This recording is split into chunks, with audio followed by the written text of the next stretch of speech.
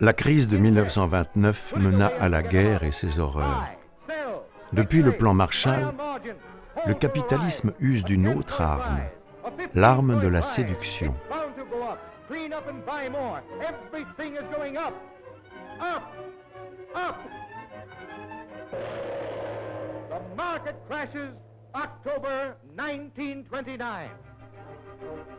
Michel Clouscar analyse ce capitalisme de la séduction et le résume sous la formule « Tout est permis, mais rien n'est possible ».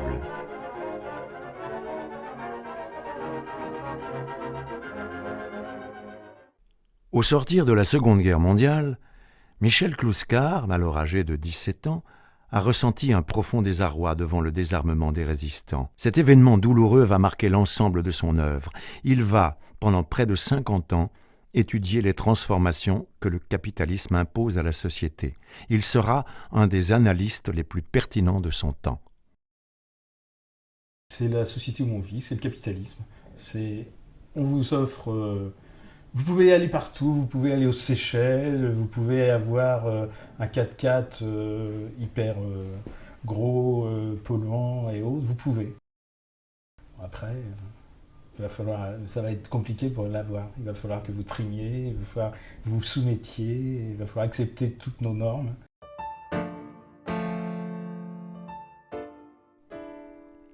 Né en 1928 à Montpigné, près de Gaillac, Michel Clouscar est issu d'une famille modeste. Sa mère est institutrice, son père mineur à Carmaux. Passionné de sport, Michel Clouscar s'illustre dans le 200 mètres.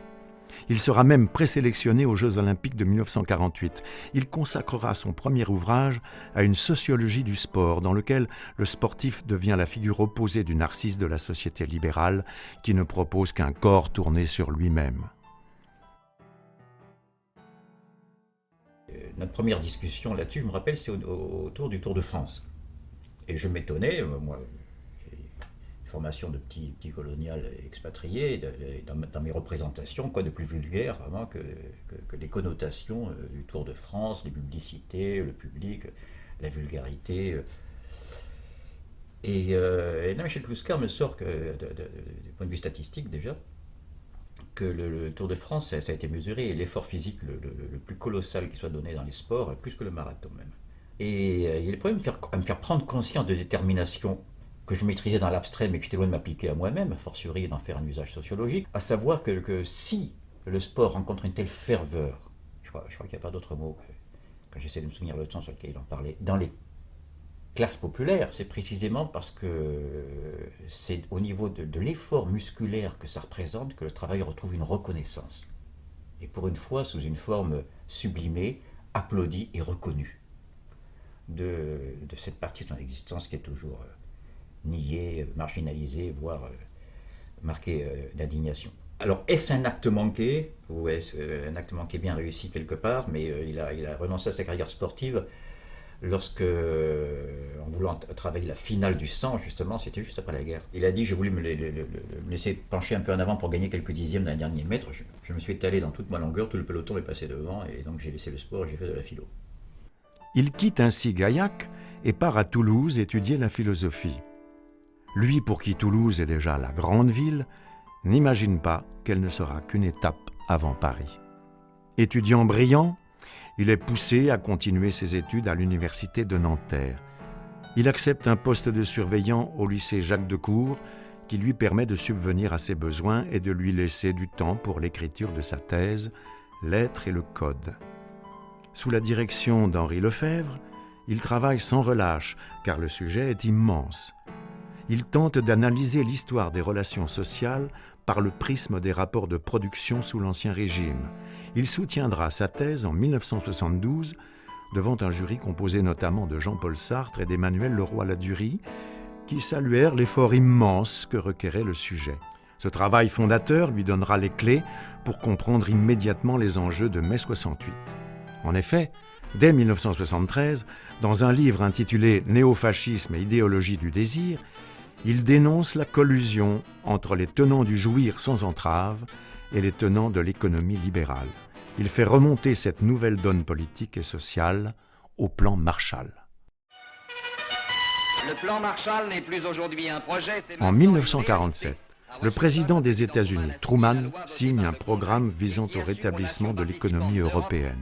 Ce plan d'aide de plusieurs milliards de dollars est composé aux 4/5 de dons, mais les contreparties sont immenses. Elles obligeront, entre autres, l'État français, par les accords Bloom-Burns, à ouvrir son marché aux productions cinématographiques américaines. On peut dire que dans l'Europe dévastée d'après-guerre, la situation était pour le moins troublée, la paix était revenue, mais la paix sociale risquait d'être menacée. Et l'objectif des Américains était à la fois d'essayer d'améliorer la situation économique en Europe pour éviter que les revendications sociales n'augmentent. Les ouvriers, il ne faut pas l'oublier, étaient représentés par un parti communiste très puissant. Au lendemain de la guerre, une partie de la classe ouvrière était armée, c'était les francs-tireurs partisans, n'étaient pas désarmés. La bourgeoisie adoptait un profil bas parce qu'elle avait collaboré pendant la guerre. Donc il fallait maintenir ou rétablir la paix sociale, et le seul moyen était un moyen économique. Et c'est à partir de là que, grâce à l'aide américaine, va commencer une période qu'un économiste français, François Peyroux, appellera les 30 glorieuses, qui vont se caractériser, disons, par une augmentation générale du niveau de vie de toutes les classes sociales, et une certaine diminution des inégalités, notamment aussi avec les réformes portant sur la sécurité sociale, qui vont favoriser, disons, le bien-être des classes populaires. Voilà le côté économique. Alors évidemment, tout ça n'était pas désintéressé. D'une part, il fallait maintenir et augmenter l'influence des États-Unis en Europe, c'était officiellement les libérateurs, mais sur le plan culturel, ça voulait dire faire pénétrer en masse l'idéologie Made in USA, par le biais de nouveaux modes de consommation, par le biais de la musique, le biais essentiellement aussi du cinéma, qui jouera un grand rôle dans l'imprégnation des esprits avec le mode de vie américain. Pourquoi le plan Marshall? Pour ne pas avoir le communisme, parce que si on revient au capitalisme de papa d'avant-guerre, avec la misère, etc., je veux dire, alors, déjà ils sont à 27% en 48 les communistes, 30% presque en Italie, alors là on est cuit. Hein. Donc il faut absolument lâcher un peu de l'Est, et bon, pas refaire tout à fait l'ouvrier à la Zola, lâcher de l'Est, et voilà. Et ça s'est passé dans tous les pays concernés. Et en France, ça a pris une dimension particulière dans la mesure où ça s'est conjugué avec le CNR, avec qui lui ne doit rien à la stratégie de l'OTAN, et qui affirme donc une gestion à la fois démocratique et centralisée, qui était censée, après les horreurs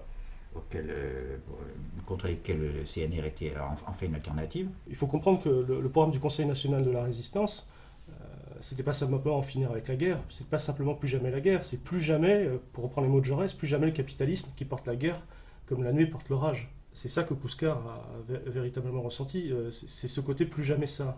Et il se trouve que le pourrissement recommençait, le pourrissement de l'esclavagisme, du colonialisme, du fascisme, parce que c'est quand même le capitalisme qui a fomenté le fascisme pour s'en sortir. Là, tout ça pouvait repartir par un miracle, il suffisait de pourrir les esprits, pourrir les gens, et ça c'est le plan Marshall. Le plan Marshall engagera des transformations importantes dans les pays bénéficiaires. Les couches moyennes en tireront pleinement profit. Elles symboliseront le passage d'une économie encore marquée par la subsistance et la rareté à une économie de l'abondance. S'opposant à la bourgeoisie traditionnelle, elles vont lentement imposer leur culture et leur vision du monde. Désormais, les codes changent. Mai 68 en sera le révélateur. Ce plan Marshall greffé sur un État centralisé, ça fait rentrer la France de plein pied dans ce qu'on observait ailleurs, de ce que les économistes ont appelé le capitalisme monopoliste d'État. Mais la France y rentre véritablement massivement. Bon, ce capitalisme monopoliste d'État, donc, qui est cette espèce d'aboutissement, il permet une organisation maximale de la production, de la consommation, des mœurs, de l'espace. La France va connaître ce qu'on appelle une période d'expansion, de croissance de longue durée, laquelle période de croissance de longue durée va de pair avec la modernisation de l'économie qui se traduit par la concentration des entreprises, le développement scientifique et technique, et au plan sociologique, la montée en puissance d'une nouvelle classe sociale composée d'ingénieurs, de cadres, d'enseignants, de chercheurs, de techniciens, que moi je qualifie, on les appellera les nouvelles classes moyennes. Hein, moi j'appelle ça la petite bourgeoisie intellectuelle, parce que son capital finalement c'est l'intellect, c'est ses diplômes. Et cette classe va prendre, non seulement en nombre, en pourcentage, un rôle de plus en plus important dans le développement de la société française, mais également au plan idéologique et culturel. C'est-à-dire qu'on ne comprendrait pas, par exemple, le succès des films La Nouvelle Vague si on ne les voyait pas comme l'expression artistique de la vision du monde de ces nouvelles couches moyennes, très modernistes, très en rupture avec la morale bourgeoise traditionnelle. Le capitalisme monopoliste d'État, il crée à la fois le produit et le client. Il crée même des nouvelles couches moyennes qui vont être à la fois la réclame et les consommateurs mêmes. Le pouvoir était occupé par une coalition de la bourgeoisie d'affaires, mais qui s'appuyait traditionnellement sur l'ancienne petite bourgeoisie, petits commerçants, petits artisans, petits paysans, profession libérale traditionnelle, très réactionnaire, avec un gouvernement autoritaire, centralisé, technocratique, pouvoir personnel, le général de Gaulle, et bien entendu, politiquement, elle ne pouvait pas s'exprimer sur la scène officielle, et le résultat, c'est qu'elle va se radicaliser au fur et à mesure de ses frustrations. Elle va se gauchiser et les plus excités d'entre eux, représentés par leurs théoriciens, leurs dirigeants, vont fonder différents partis d'extrême gauche, groupusculaires, trotskistes, maoïstes, nouvel anarchisme, dont Cohn-Bendit sera l'un des représentants les plus connus. Et non seulement ils vont s'en prendre au gouvernement, mais les plus radicaux vont s'en prendre au régime de la Ve République, à laquelle ils voudront mettre fin, et les plus radicaux encore s'en prendre au capitalisme lui-même. Donc ça sera la révolution de mai 68. Mais ça, c'était au plan des paroles, des slogans, des discours. Il faut quand même savoir que dans un pays capitaliste normal et normalisé, cette classe montante d'ingénieurs, de cadres, de techniciens, d'enseignants, de chercheurs, de la matière grise, comme on dira plus tard, n'ont pas pour vocation de faire la révolution, mais de seconder la bourgeoisie dans sa domination en tant que classe intermédiaire, classe médiane, classe médiatrice, entre ceux qui dirigent et ceux qui exécutent. C'est pour ça qu'on dit qu'ils sont, comment dirais-je, préposés, les néo-petits bourgeois, aux tâches de médiation, c'est-à-dire de conception, d'organisation, de contrôle, d'inculcation, de formation, etc. Pour ratifier cela, cette situation-là, il a fallu une alliance générale, ce que Gramsci appelle un bloc historique, c'est-à-dire, en l'occurrence, l'alliance des classes possédantes et des classes moyennes. Alors dans les situations révolutionnaires, c'est l'inverse qui se produit, c'est l'alliance des classes populaires avec les couches moyennes. Là, en l'occurrence, les classes possédantes se sont mis les couches moyennes dans la poche, en créant véritablement des nouvelles couches moyennes. Je dis bien couches moyennes parce qu'il est bien évident que dans le mode de production capitaliste, avec toutes les différences de hiérarchie sociale qu'on peut trouver, et ça, vous prenez la lutte des classes en France de Marx, vous avez à peu près 14 groupes sociaux, contrairement à ce que font croire les adversaires du marxisme, c'est pas une logique binaire. Mais simplement, la logique même du capitalisme s'est articulée sur ceux qui détiennent les grands moyens de production et d'échange, le capital, et ceux qui offrent leur force de travail.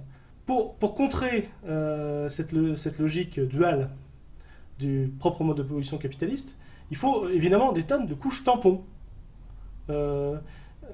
Appelons-les pas forcément classes, ce ne sont pas forcément des classes, elles ne se vivent pas comme ça, elles n'en ont pas forcément conscience, mais ce sont des couches moyennes. Et le capitalisme monopoliste d'État, créé à la faveur du plan Marshall, a eu le don d'augmenter complètement le nombre de gens qui se sentaient couches moyennes. Et cela via le salariat généralisé. Ce sont des gens à qui on a fait aimer leur chaîne, littéralement. L'ordre de grève a été maintenu par les 4 grandes centrales syndicales. La plus grande grève que connut l'histoire de France se déroula durant mai 68. Elle compta près de 9 millions de grévistes. Pourtant, aujourd'hui, seuls les combats menés par les mouvements étudiants semblent retenir l'attention.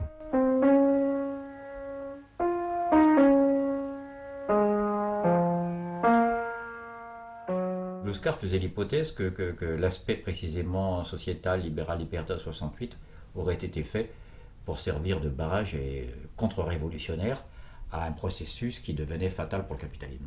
En 68, ils ont eu peur parce qu'il y a eu la France, mais il n'y avait pas que en France. Mais 68, il y a eu l'Italie, il y a eu la plupart des pays d'Europe, il y a eu les États-Unis. Ils ont dit bon, c'est fini. Ils ont eu ce qu'ils voulaient pendant les 30 Glorieuses. Maintenant, on reprend la main, on les casse, on dit qu'ils ne servent à rien. On va en mettre un paquet au chômage, comme ça fera peur aux autres.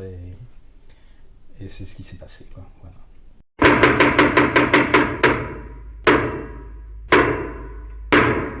Mai 68 est une pièce de théâtre, une pièce qui se joua à 3, chacun tenant son rôle. De Gaulle, le père autoritaire, Pompidou, l'oncle débonnaire et libéral, Cohn-Bendit, l'enfant terrible. Michel Clouscar voit dans Mai 68 une révolution de palais, un second plan Marshall d'ordre symbolique qui verra l'alliance du libéral et du libertaire pour faire sortir de la scène les représentants de l'ancienne bourgeoisie. Les couches moyennes participent enfin au banquet du pouvoir. J'ai eu la chance, et si je peux dire, du moins l'opportunité, de déjeuner un jour avec le président de la République, Georges Pompidou, par le biais d'un professeur de sciences politiques. J'avais fait Sciences Po. C'était un homme de droite, professeur au Collège de France, par ailleurs, d'histoire sociale. Et j'étais son opposant de service dans ce qu'on appelle à Sciences Po les conférences de méthode. C'est là où on apprend à parler de n'importe quoi, mais avec un plan en 2 parties bien structuré. Georges Pompidou était l'un de ses meilleurs amis parce qu'ils avaient fait tous les deux ensemble la préparation pour Normale Supérieure. Ils s'est retrouvé à l'école Normale Supérieure. Tous les deux étaient des normaliens. Donc ils voyaient régulièrement le président Pompidou. Et un jour, c'était en 1972, Louis Chevalier me dit « Ça vous intéressait de rencontrer le président Pompidou parce que vos analyses sur la nature de classe du mouvement 68 intéresseraient beaucoup le président de la République. Vous verriez qu'il y aurait certaines convergences. » Je dis « Pourquoi pas ?» Et puis moi, ce qui m'intéressait, c'était pas de manger avec Pompidou, c'est de voir un peu des dirigeants politiques, ce qu'ils pensaient comme ça de mai 68, off the record, si on peut dire. Alors ça s'est passé off the record, effectivement, ça n'était pas enregistré, dans un restaurant de la rive gauche, qui se trouvait près du Pont Royal, où Pompidou avait ses habitudes, avec Louis Chevalier et quelques autres. Les gardes du corps étaient en bas, on était dans une petite pièce, un salon, restaurant fort chic et cher. Enfin bon, c'était payé sur l'argent des contribuables, bien entendu, toutes ces agapes. Et Pompidou, quelques minutes après avoir discuté du dernier film de Godard à l'époque, embraye sur « Alors il paraît, Monsieur Garnier, vous avez une analyse intéressante qui, bien que marxiste, coïncide assez avec, paraît-il, selon Louis Chevalier, le point de vue que nous avons sur mai 68. » Alors je dis « Bah oui, je me doute bien que vous n'êtes pas marxiste, Monsieur le Président, étant donné que vous êtes un ancien fondé de pouvoir de la banque Rothschild.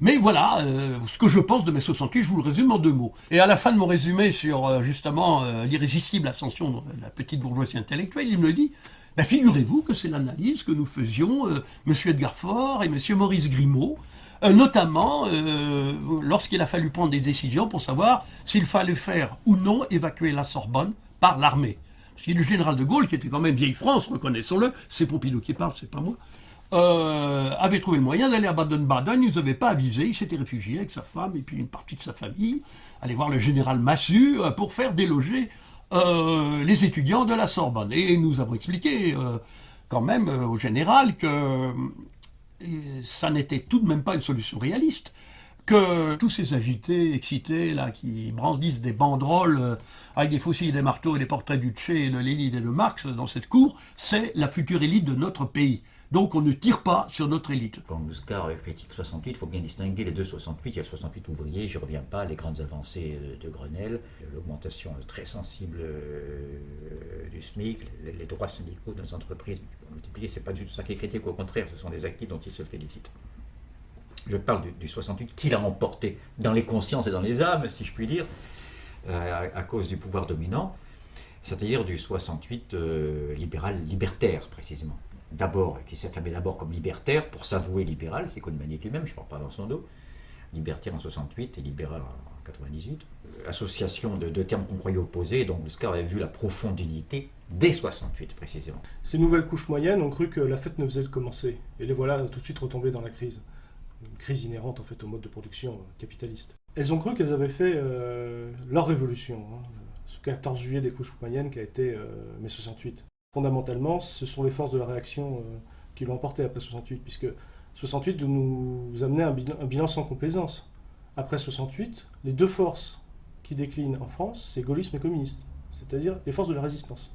Quand un Cohn-Bendit dit le gaulo-communisme c'est fini, je suis un libéral libertaire, rendant d'ailleurs par hommage une sorte d'hommage indirect à Kluskar, puisque c'est Kluskar qui a forgé le concept de libéralisme libertaire en 72, c'est à partir de mai 68 qu'il va y avoir une véritable reconquista des acquis sociaux du Front populaire et de la résistance. Ce côté contre-révolutionnaire qu'il est le premier et le seul à voir jusqu'à ce jour, d'une manière développée et théorique, se manifeste comment dans une approche sociologique? D'abord, par l'évacuation progressive, jusqu'à pratiquement totale, du social par le sociétal. Et il est évident que remplacer les luttes de classe par le fait de dresser les femmes contre les hommes, les jeunes contre les vieux, les Hutus contre les Tutsis et les Corses contre les Français, c'est quand même plus profitable pour les capitales. dont Gluskard dit très clairement qu'il a tendance à porter la guerre civile chez les pauvres. Alors, ce qu'on a appelé la révolution de mai 68, c'était avant tout une révolution, on pourrait dire, culturelle. Pas au sens maoïste du terme, mais disons qu'elle portait sur le mode de vie, les valeurs dans la vie privée, l'épanouissement individuel, etc. L'émancipation collective, le sort des travailleurs était nettement à l'arrière-plan. Il suffit pour s'en convaincre de lire les textes, les écrits donc, des porte-paroles théoriques de cette révolution, en tête desquels on peut évidemment citer l'inévitable Michel Foucault ou le non moins inévitable Gilles Deleuze. Mais cette révolution, effectivement, prouvait une chose, somme toute, c'est que cette petite bourgeoisie intellectuelle n'était pas progressiste dans la mesure où son objectif, ça n'était pas d'en finir en fait avec le capitalisme, mais d'en finir avec une société qu'elle considérait comme archaïque, bloquée, traditionnaliste, cadenassée, verrouillée. Là, je reprends des qualificatifs souvent utilisés par Cohn-Bendit. Et la preuve en est, c'est que quand on va créer l'université de Vincennes, dans le bois du même nom, ça va être à l'initiative d'une part, effectivement, d'un certain nombre de responsables gouvernementaux, dont Jacques Chaban-Delmas, Premier ministre à l'époque, et du ministre de l'Éducation, monsieur Edgar Faure. Mais comme interlocuteurs, ils avaient tout de même quelques brillants, j'allais dire, représentants du mouvement 68, à savoir entre autres Michel Foucault, Gilles Deleuze, Hélène Sixous, quelques communistes. Et Georges Pompidou, au cours du repas que j'évoquais tout à l'heure, m'a dit la chose suivante. Il a dit, c'est très simple. On s'est dit, tous ces gens, ces fameux agités, eh bien, si on leur donne des salles de cours, si on leur donne des amphithéâtres, ils feront la révolution en vase clos, et pendant ce temps-là, nous, on aura la paix dans la rue. Moi, j'étais enseignant à partir de 1976, déjà, c'était vraiment la fin de la contestation officielle, et tout était rentré dans l'ordre. Les anciens contestataires étaient devenus des mandarins, leurs élèves étaient des groupies face à leurs gourous, et somme toute, tout se passait fort bien. Il n'y a pas eu beaucoup de troubles. Donc on peut dire que Paris 8, ça a été finalement à la fois l'apothéose et la fin au plan intellectuel de la contestation. S'inscrivant dans la lignée philosophique de Rousseau, Hegel et Marx, Michel Clouscar engagera une querelle contre les maîtres à penser de 68, Althusser, Sartre, Foucault, Lévi-Strauss, autant d'intellectuels qui, pour Michel Clouscar, ont pour point commun de reléguer les déterminations économiques et historiques au second plan. Ils incarnent la trahison des clercs, abandonnant les questions sociales et les enjeux collectifs au profit des préoccupations sociétales chères aux couches moyennes. Je peux prendre quelques exemples très localisés. Si je prends Althusser, par exemple, je prends la manière dont Althusser fait intervenir la détermination économique. C'est pas rien tout de même, quand on se réclame de Marx. Eh bien, c'est pas Althusser, il a fait intervenir jamais, une concreto. Et en même temps, toujours, je m'explique. Il dit, ah bien sûr, c'est la détermination essentielle, c'est celle qui a... moi je suis marxiste, plus marxiste que moi tu meurs, et l'économie est toujours là comme détermination, mais, c'est son expression, en dernière instance, c'est pas lui qui l'a forgé, mais il s'en sert de telle manière, Althusser, que finalement, on arrive à avoir une théorie marxiste qui ne parle jamais d'économie. Dès qu'on parle d'un cas particulier, concret, d'esthétique, d'art, il n'est plus question d'économie. C'est toujours en dernière instance. Il est question d'économie que lorsqu'on parle d'économie. Jamais il va dire, tiens, voilà la détermination économique qui fait qu'on passe de la musique sérielle à la musique post-sérielle. On ne le trouve jamais. Je raffine un peu exprès. Et à tout seigneur, tout honneur, tout de même, Lévi-Strauss. Alors Lévi-Strauss, c'est quelqu'un de sérieux, c'est pas du tout un mariole, pour parler comme Gluskard avec son accent. Il y a un sérieux épistémique, et puis il y a une formalisation qui a fait ses preuves, et qui est efficiente, à condition qu'on ne parle pas de nos sociétés, c'est ce qu'on dit toujours, au lieu d'en faire un maître penseur, mais qui est valable, comme dit d'ailleurs Lévi-Strauss avec un petit jeu de mots à lui, c'est valable seulement pour les sociétés sans histoire. Au double sens, sociétés qui sont avant l'histoire et en même temps sociétés sans palabres, sans conflit mondialisé. Ce kantisme sans sujet transcendantal dont Lévi-Strauss se réclame tout à fait explicitement, a précisément l'avantage, à l'inverse de Kant, c'est là qu'il y a une trahison de ce qu'il y a de meilleur du kantisme dans le néo-kantisme, de nous débarrasser précisément de l'histoire. Ce combat à contre-courant de l'idéologie dominante, vaudra à Michel Clouscar d'être tenu à l'écart aussi bien des médias que du milieu universitaire. Son œuvre restera longtemps méconnue ou ignorée. Michel Clouscar a connu aussi un sort un peu semblable à celui d'un autre philosophe qui a été un peu boycotté, moins que lui, par les gens de son milieu, c'est un milieu universitaire, on peut dire, et de chercheurs, à savoir le philosophe et sociologue Henri Lefebvre. Ils avaient tous les deux le tort, aux yeux des petits bourgeois anciennement révolutionnaires, entre guillemets, et ensuite recentrés, de ne pas avoir jeté leur défroque progressiste aux orties, et de continuer à se sentir solidaire de la classe ouvrière, ce qui ne pardonne pas dans un milieu de renégats. Alors Kluskar, effectivement, il s'est trouvé que ses ouvrages ont été méconnus, surtout qu'il s'attaquait à des gourous de l'idéologie 68 art. Rappelons, il s'est payé Althusser, il s'est payé Gilles Deleuze, entre autres, puis un certain nombre d'autres gens, et évidemment, on ne crache pas dans la soupe lorsque la soupe est préparée par les maîtres queux de l'idéologie dominante. C'est au Old Navy, petit café situé entre Saint-Michel et Saint-Germain, que Michel Kluskar prend ses quartiers et y écrit une grande partie de son œuvre. Dans ce lieu d'observation privilégié de la mondanité parisienne, il y retrouve ses amis qui compteront dans la genèse et l'évolution de sa pensée. Henri Lefebvre, son directeur de thèse, et Lucien Goldman, dont la méthode l'inspirera longtemps. Chacun, en effet, défriche des terres peu fréquentées par la sociologie de leur temps. Les premiers complices que Kluskar a cru déceler au quartier, comme par hasard, étaient ceux qui, tel Goldman, tel Lefebvre, sortaient d'une mouvance marxiste qui ne se contentait pas de développer les forces productives et les rapports de production, mais mettait en phase l'analyse indispensable, incontournable et nécessaire de ces rapports avec le vécu quotidien, la quotidienneté, le concret, l'intériorité, bref, toutes ces catégories qu'on résume maintenant dans ces termes évasifs d'affect, et que Kluskar concentre dans le terme de psyché. Réconcilier la praxis et la psyché, c'est-à-dire tout le devenir économique, historique, celui de la production matérielle, et la psyché, ce qui en semble le plus éloigné alors qu'elle en est le plus haut produit, le plus élevé, c'est le sens commun. Je n'ai pas le but parce qu'il est atteint presque à chaque ligne de leurs œuvres magistrales, c'est le moment commun à Rousseau et à Kluskar de tenir à la fois le contrat social et la nouvelle Héloïse, les rêveries du promeneur solitaire et le discours sur l'origine de l'inégalité. De même, vous trouvez chez Kluskar la critique du libéralisme libertaire et cet extraordinaire titre Traité de l'amour fou. Il faut le faire, ça semble incompatible, amour fou et traité. À l'image de Jean-Jacques Rousseau débarquant de Genève et découvrant l'hypocrisie et l'indécence des salons parisiens, Michel Kluskar tire de sa propre expérience de la mondanité parisienne le concept de quartier. Le quartier est pour Michel Kluskar l'aboutissement de l'évolution sociale. Il est le laboratoire des nouveaux modèles culturels, marginaux et transgressifs qui deviendront les normes de la nouvelle société. Ce microcosme, qui deviendra la publicité des nouveaux modes de vie, est constitué des surplus démographiques de la bourgeoisie. Vous avez par exemple des fils de notables qui ne s'intègrent pas, le type qui a raté ses prépas et qu'on envoie faire de l'humanitaire, ou l'étudiant dont on prolonge les études indéfiniment. Ces éternels cadets de la bourgeoisie, ils occupent des lieux bien spécifiques. Ils ont tendance à se regrouper dans des lieux bien spécifiques. C'est ce que Kluskar appelle, par une abstraction conceptuelle nécessaire, le quartier. Le quartier, il pense bien évidemment par exemple au Montparnasse des surréalistes, ou au Saint-Germain-des-Prés des existentialistes.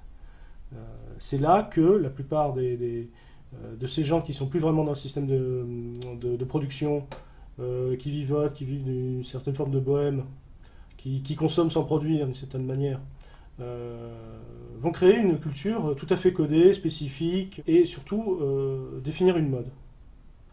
Cette mode va servir après, va être prescriptive. Elle va pouvoir prescrire après un nouveau modèle selon lesquels les couches moyennes, à la faveur du plan Marshall, vont finir par consommer. C'est-à-dire que c'est dans le quartier qu'on va créer l'initiation mondaine à la nouvelle consommation typique du plan Marshall.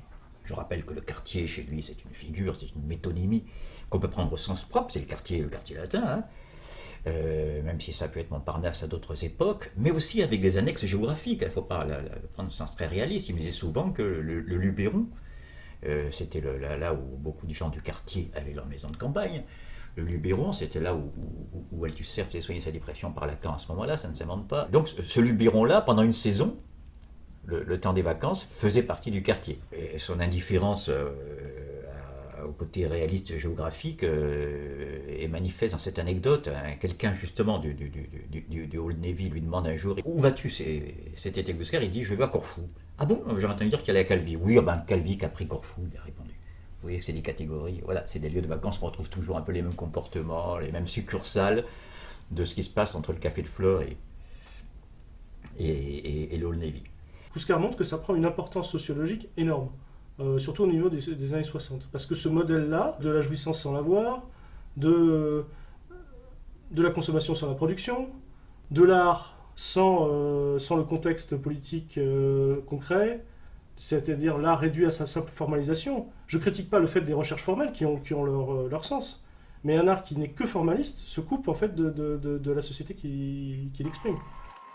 Alors il y a un lieu emblématique de la victoire de cette révolution culturelle portée par la petite bourgeoisie intellectuelle, c'est le centre Georges Pompidou, plus connu sous le nom de Beaubourg. L'initiative de ce centre, elle venait de Georges Pompidou. C'est lui-même d'ailleurs qu'il n'était pas très chaud pour le projet, il l'a trouvé trop avant-gardiste, mais il était assez démocrate, contrairement à Mitterrand.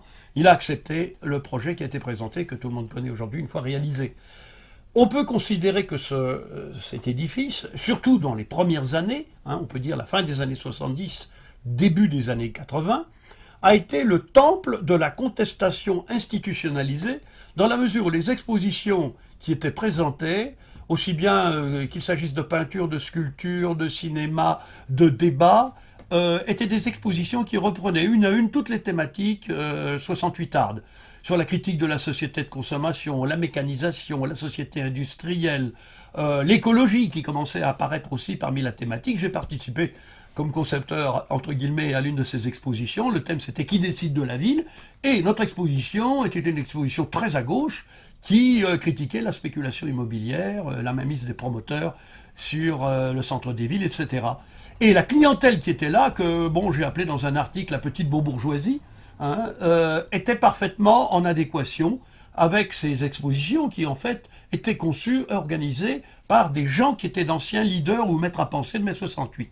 Je citerai entre autres un sociologue très connu, Jean Baudrillard. Ce genre d'édifice va se multiplier dans toute la France. On peut dire que la plupart des maisons de la culture qui avaient commencé déjà été sémées dans les années 60, mais qui vont se développer après, et tous les lieux culturels branchés, comme on dira plus tard, sont essentiellement des mises en spectacle de la vision du monde néo-petite bourgeoise. C'est d'eux dont on parle dans toutes les rubriques culturelles des journaux que lisent les néo-petits bourgeois, du genre Libération, les rubriques culturelles de Libération, Les Inrecuptibles, Télérama, etc. Il faut être dérangeant, il faut être insolent, mais sans trop déranger, évidemment. C'est ce qu'on appelle de la rébellion de confort, de la subversion subventionnée, pas autre chose. Ça a beaucoup de succès, ça a beaucoup marché, et ça a satisfait la grande majorité, et pour ne pas dire la totalité, des nouvelles couches moyennes. En 1981, Michel Kouskar, alors professeur de sociologie à l'université de Poitiers, publie « Le capitalisme de la séduction », véritable succès de librairie. Dans cet essai, Michel Kouskar réalise une anthropologie de notre modernité, analysant les gestes et rituels d'intégration au capitalisme. Quand la période coloniale se terminait, commençait une nouvelle colonisation, la colonisation des esprits. Je reprends toute une systématique de gestes, de rituels, qui sont considérés comme des gestes d'émancipation et de libéralisation.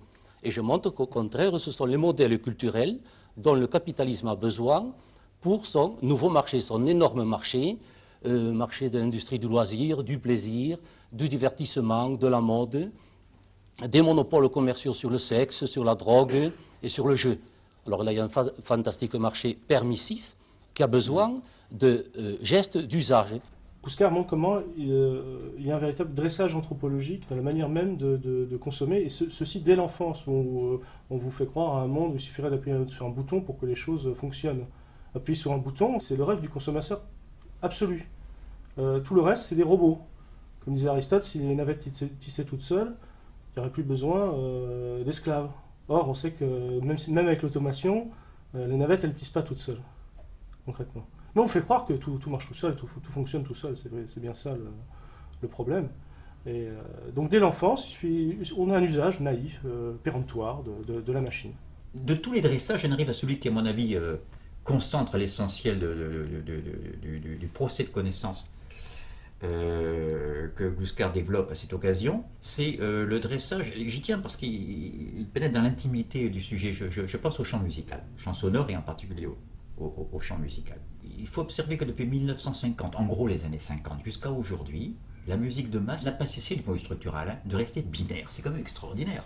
Dès l'apparition, sans aucun changement de valeur esthétique, du rock'n'roll, c'est un changement d'existence qu'on peut mesurer, du rock'n'roll jusqu'aujourd'hui au rap en passant par le disco, le techno, tout ce que vous voulez, c'est quand même le binaire.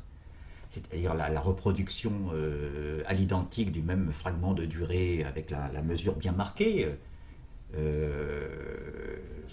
qui est caractéristique des musiques dites de variété. C'est la métrique rock qui vient tuer le swing jazz, qui vient tuer le savoir musical, qui vient tuer autant les musiques savantes que les musiques populaires, et bien sûr le jazz qui était le plus savant des musiques populaires et le plus populaire des musiques savantes. Tout ça, c'est cette idéologie. Le rock n'est qu'une analogie de cette société-là. Il prenait souvent cet exemple. Il dit, il n'y a pas si longtemps, avant les années 50, dans le nord-est, vous aviez de l'accordéon pour les musiques populaires. Dans le sud-ouest, c'était un peu le tango. Et Espagne n'est pas loin. Ailleurs, ce sera ceci ou cela. Et ça, sont les vraies musiques populaires, c'est-à-dire au sens où une telle fleur ou telle plante ne peut apparaître que sur un terreau déterminé. Je laisse là les connotations naturalistes de mon exemple. De même, il est évident que la musique traditionnelle des aborigènes australiens ne peut apparaître que dans une géographie, une histoire et un mode de production déterminé. En ce sens, on peut les dire populaires. Elles sont l'expression du peuple qui les fait éclore. Par contre, parler de pop music, pour lui, c'est exactement le contraire de la musique populaire. C'est là où il y a, de même que people est fait contre le peuple. C'est intéressant ce double décalage. À savoir qu'à partir du moment où un tube est lancé le matin, puis quand je me rase, je le réentends, puis quand je vais dans ma voiture au boulot, je le réentends, etc. C'est le contraire. Ce n'est pas l'expression qui vient d'en bas, d'une tradition, d'une substance populaire qui devient sujet chez un musicien. C'est tout le contraire. C'est un truc qui vient d'en haut. C'est en ce sens que c'est antipopulaire pour Gluskar et qui est un conditionnement. C'est là qu'on parlait de dressage anthropologique, effectivement. Or, le fait que dans l'exemple de la consommation musicale de masse, il y a cette prégnance exorbitante du binaire, au point que vous direz que l'histoire de la musique s'est arrêtée. Si vous voyez, il y a une histoire qui est finie, c'est bien celle-là. La culture populaire est une culture en voie de disparition. C'est celle qui émane directement des classes populaires dans la mesure où elles sont encore autonomes, indépendantes, qu'elles échappent à la domination idéologique de la bourgeoisie. En revanche, la culture de masse est une culture, j'allais dire, de grande distribution, bas de gamme, qui est fabriquée à destination des classes populaires pour l'aliéner, pour lui faire adopter des positions conformistes et consuméristes. C'est quand même un domaine décisif parce que avec la musique, on touche un peu à cette fameuse capture des âmes que Gluskar dénonçait dans des formes de prédation plus insidieuses du capitalisme. Et ce qu'il dénonce, c'est précisément le fait d'avoir qu'on ait élaboré un canon, un canevas musical dans lequel il disait, un peu pour se moquer par antiphrase de Foucault, dans lequel il voyait le véritablement grand renfermement, l'expression de Foucault, que Foucault situe dans l'apparition de la raison du 7e siècle. Non, lui, c'est le contraire. Le grand renfermement, c'est ça. C'est le boum, boum, boum.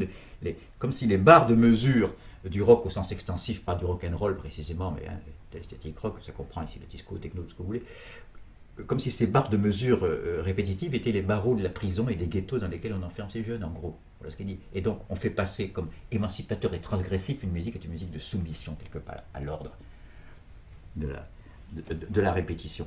Circuler, il n'y a rien à voir, il n'y a pas d'autres horizons, notre système n'est pas le meilleur, mais tous les autres sont pires, il n'y a pas d'alternative, on va dans le mur, mais notre système est quand même le meilleur et tous les autres sont encore pires. C'est ce côté-là, quelque part, qui est désespérant pour nous. Le dressage à la société de consommation prend ainsi les habits de la transgression. Si les modes changent, le parcours reste le même. Qu'elles viennent des pratiques sexuelles, de la musique ou de la mode, la transgression passe invariablement de la marginalité à l'éclosion de nouveaux marchés que Michel Gluskar appellera le marché du désir. On a pu considérer longtemps que le capitalisme était méchant. Il l'est dans les pays en voie de développement, mais dans les pays post-industrialisés, au contraire, il a toute une stratégie de l'intégration parce qu'il a tout un nouveau marché qui a échappé à l'analyse des économistes bourgeois et marxistes d'ailleurs, et tout un nouveau marché qui rapporte d'énormes profits, d'une part, permet de dynamiser le marché traditionnel, et troisièmement, je crois, même permet d'une régulation, une normalisation de la crise. Société de consommation, voilà un fait peu remis en cause. Michel Clouscar se demande avec ironie, une société de consommation, cela ne voudrait-il pas dire que les travailleurs consomment ce qu'ils produisent et que par conséquent, nous ne sommes déjà plus dans une société capitaliste ? Il n'y a pas de société de consommation stricto sensu, il y a une classe qui consomme. C'est pour ça qu'il fallait quand même faire une analyse marxiste de la consommation. Ce que n'ont sans doute pas fait la plupart des marxistes dits traditionnels ou qualifiés de dogmatiques, mais ils n'ont plus rien de marxiste au sens où ils ne font pas du marxisme appliqué, comme l'a fait Clouscar. Parce que Clouscar ne s'est pas contenté de faire comme on faisait au XIXe siècle, parce que de toute façon on ne pouvait pas faire autrement, on étudiait les classes en fonction de la production, mais il a aussi étudié les classes en fonction de la consommation. C'est une très très grande originalité de Clouscar, et c'est un des seuls à l'avoir fait réellement. Je prends un exemple simple, le mineur par exemple, qui est pour prendre un secteur particulier de la classe ouvrière à l'époque, le mineur qui a craché ses poumons dans les mines pendant 40 ans, et qui a la chance statistique d'arriver à la retraite, parce que pas mal mouraient de la silicose tout de même. On ne parlait pas de pollution à ce moment-là, vous remarquez, hein, quand il y avait des millions de mecs qui mouraient de la silicose, je veux dire, on parlait de l'exploitation, ce qui me semble plus approprié, non pas de la pollution. Et quand ça polluait les poumons du travailleur, on s'en foutait de la pollution. Et quand elle atteint les résidences secondaires, ça devient terrible. Ce mineur-là, lorsqu'il a la chance d'arriver à la retraite et de s'acheter sa première TV couleur dans les années 60, salaud, tu es un vendu, tu es un bourgeoisé, tu es plus bon pour la révolution. Et ça, c'est dit par qui ? Par ces jeunes qu'on envoyait les pauvres, grâce à l'argent de papa, élever des moutons en Ardèche. Je prends un exemple de sociétalité conviviale, typiquement 68 Arles. C'est lui qui traite l'ouvrier. L'ouvrier qui s'est cassé le cul pendant 40 ans, d'intégrer dans le bourgeoisie parce qu'il s'est acheté une TV couleur juste avant sa retraite. C'est quand même monstrueux. Il y a une violence dans ce discours qu'on n'imagine pas, une violence qui s'exerce encore aujourd'hui sur l'évacuation complète de la notion de prolétariat du décor. La cohésion de Clouscar n'est pas une cohésion totalisante, elle tient au côté au contraire totalitaire de l'idéologie qu'il dénonce. Cette manière d'évacuer, à chaque fois c'est la même chose qui est évacuée, anéantie, refoulée, censurée, vous pouvez prendre le terme que vous voulez, ça dépend un peu des instances et des contextes, c'est le moment du labeur précisément, le moment obscène, le moment qui fait que Vulcain est plus laid que Narcisse, c'est comme ça. C'est là où l'analyse de Clouscar est absolument décisive, et il a fait une analyse qui est vraiment devenue classique en sociologie et en politique.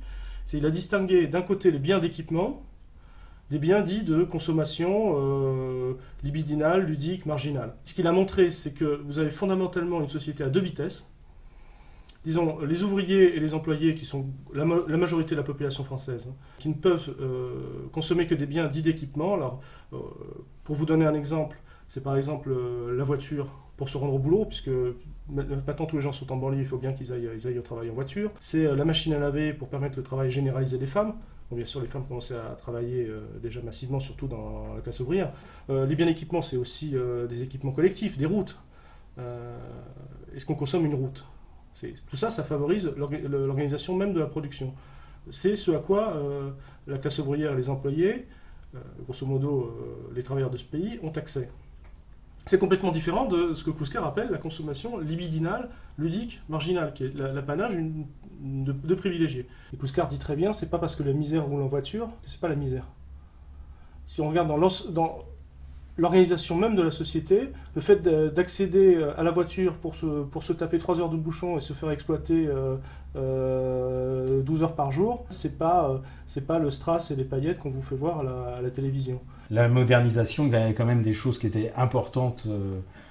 Bêtement, une machine à laver, c'est pas rien. Un frigo, c'est pas rien. Et donc, que tout le monde aspire à avoir ça, ça peut se concevoir, mais après, on nous donne du rêve. Et voilà, rêvez, mais soumettez-vous. Pour Michel Clouscar, la magie des objets de consommation ne peut opérer que si on relègue dans l'oubli ceux qui les produisent. Le travail devient l'inconscient de la société, devenue une société où le ludique est omniprésent. Ironie de l'histoire, les mines de Carmaux, où le père de Michel Clouscar travaillait, ont été transformées en un parc de loisirs. La mémoire du travailleur s'efface au profit de la jouissance du consommateur. La classe ouvrière est devenue invisible. Elle a disparu des magazines, on ne voit plus de prolos, on voit plus... Les bleus ont disparu même dans les usines, on est rarement habillé en bleu maintenant.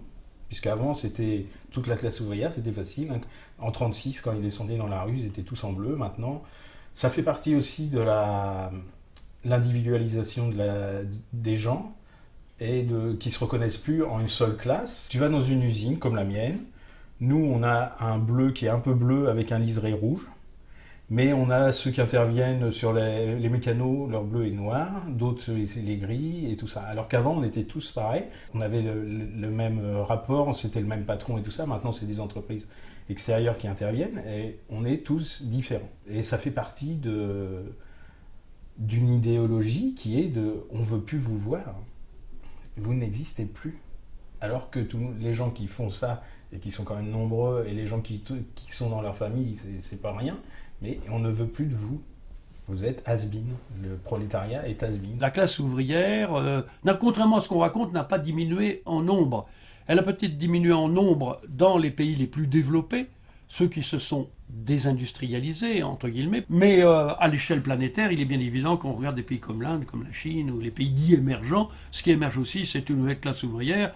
Et globalement, aussi bien en chiffre absolu qu'en chiffre relatif, la part de la classe ouvrière à l'échelle mondiale continue d'augmenter. Alors pour en revenir à la France, ou à un pays dit développé ou avancé, là on peut dire que les classes populaires se divisent en deux catégories. Les ouvriers qui ne sont plus majoritairement concentrés dans des grandes entreprises, mais plus disséminés qu'avant, parce qu'il y a aussi des transformations concernant ce qu'on appelle le management, l'organisation du travail, ce qui est en fait la réorganisation des modalités de l'exploitation, il ne faut pas se cacher derrière les mots. Donc cette classe ouvrière s'est dispersée, s'est un peu diluée, mais parallèlement au maintien de cette classe ouvrière, il y a aussi l'expansion d'un nouveau type de prolétariat qui est celui des employés. Quand on dit les industries de l'information et de la communication, ça veut dire qu'il y a aussi des prolétaires dans ces secteurs. Simplement, ils sont classés comme employés. La néo-domesticité des emplois de service, que ce soit des laveurs de carreaux, des vendeurs de pizza ou des caissières de supermarchés, il y a toute une foule d'emplois nouveaux occupés par des gens qui sont aussi des prolétaires, dans des situations de précarité croissante. Leurs enfants, d'ailleurs, risquent de vivre moins bien que leurs parents, le chômage augmente, la précarité aussi, les emplois temporaires, etc., à temps partiel, et que somme toute, il faut quand même savoir qu'on a presque 60% de la population active qui est composée de ces ouvriers, de ces employés. L'isolement dans lequel se trouvait la classe ouvrière dans ce discours sociétal est quand même extraordinaire. S'il y en a un qui est abandonné, parce qu'il n'a pas d'identité naturelle à laquelle il peut se raccrocher, soit par l'ethnie, soit par l'origine, soit par le sexe, soit par la naissance, qui est le positionnement social par excellence, justement, il n'en est jamais question. Le prolétaire qu'incarne Jean Gabin dans Le jour se lève, il a disparu du décor. Enfin, du discours, dans le décor, il ne faudrait pas croire. Les délocalisations sont faites, il n'y a jamais eu autant d'industrie, il n'y a jamais eu autant d'ouvriers. Je rappelle tout de même que le couple moyen en France, c'est ouvrier-employé, statistiquement. Donc, quand on parle de la disparition de la classe ouvrière, ou de la classe populaire, il faut faire attention à ce qu'on raconte. Elle a disparu des discours des élites, qu'il s'agisse des politiciens, qu'il s'agisse des journalistes, qu'il s'agisse d'un certain nombre de chercheurs en sciences sociales inféodés au pouvoir, mais en fait, elle n'a pas disparu, on l'a simplement perdu de vue. Classe fantôme, puisque plus personne n'en parle, alors qu'il y a plus de 6 millions, presque 7 millions de gens qui sont classés sociologiquement comme étant ouvriers. On nous fait croire qu'avec les techniques, les métiers ont changé et que les ouvriers n'existent plus, qu'il n'y a plus que des classes moyennes, et en fait, ils existent encore. Et en plus, au niveau mondial, c'est la classe ouvrière est celle qui se multiplie partout, quoi. Les paysans deviennent des ouvriers partout, quoi, dans le monde entier. Et voilà, donc c'est pour ça que j'ai parlé de classe fantôme, puisqu'on la cache depuis les années 70. Quoi. L'exclusion des travailleurs n'est pas seulement d'ordre symbolique, elle est aussi géographique. Le centre des villes est désormais dévolu au loisir et à la consommation. Dès lors, les travailleurs y sont indésirables.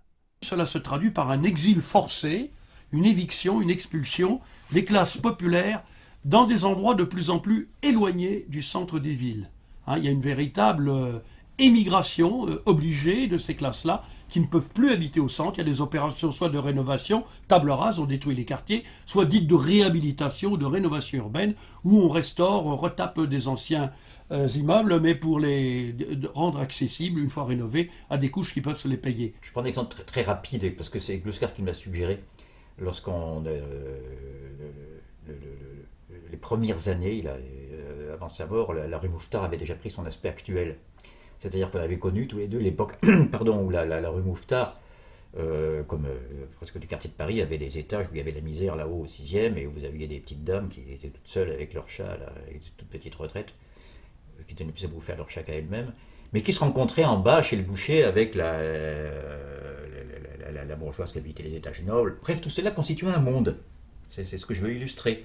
C'était une totalité. Dans un monde, il y a une totalité. Totalité trompeuse, fallacieuse, injuste, même. Enfin, une totalité. D'ailleurs, l'adage dit, il faut de tout pour faire un monde. Alors que maintenant, les pauvres, ils sont expulsés à la Courneuve par les contraintes de prix de loyer, etc., depuis quelques années, ou à Évry, pour changer de point cardinal.